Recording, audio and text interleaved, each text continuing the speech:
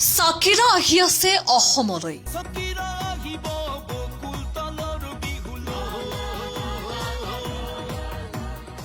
অসমৰ জনতাই মানি ল'ব পৰা নাই পোষ্টমেলনৰ আগমনক।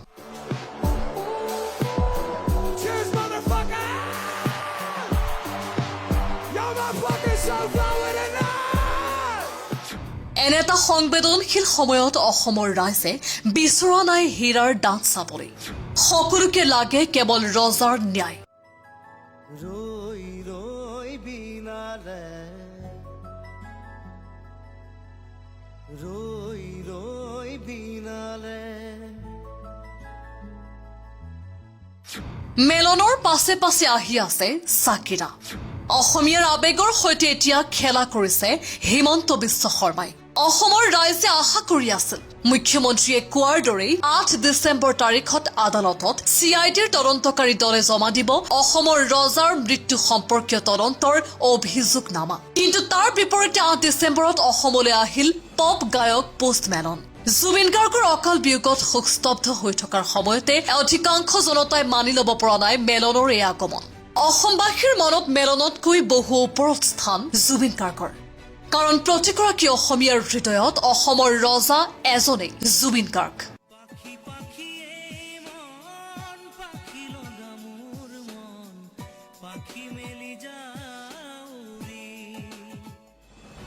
একে সময়তে মুখ্যমন্ত্ৰী হিমন্ত বিশ্ব শৰ্মাই ঘোষণা কৰিছে আন এটা কথা।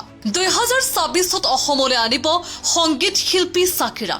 ৰাইজৰ আবেগক লৈ খেলা কৰা মুখ্যমন্ত্ৰীৰ এনে বক্তব্যও সৃষ্টি কৰিছে এক প্ৰতিক্ৰিয়াৰ।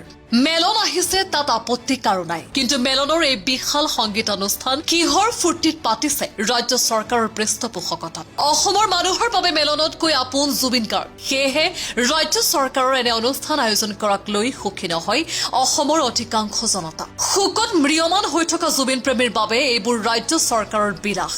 মানুহৰ ৰুখৰ কথা উমান পাই মুখ্যমন্ত্ৰীয়ে ঘোষণা কৰিব লগা হৈছে আন গলেও তেওঁ আৰু তেওঁৰ মন্ত্ৰীসভাৰ কোনো সদস্য অনুষ্ঠান চাবলৈ নাযায়। ইফালে এনে সংবেদনশীল সময়তে মুখ্যমন্ত্ৰী ঘোষণা কৰিছে 2026ত আহি আছে সাকিৰা। অসমীয়াৰ আবেগক লৈ মুখ্যমন্ত্ৰী কি ধৰণে খেলা কৰিব পাৰে তাৰ এক নমুনা এয়া।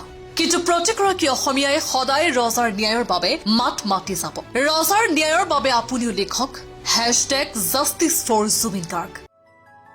ৰৈ ৰৈ বিনালে নিউজ ডেস্ক ৰিপোৰ্ট। ৰৈ ৰৈ বিনালে নিউজ ডেইলি আসাম ডিজিটেল।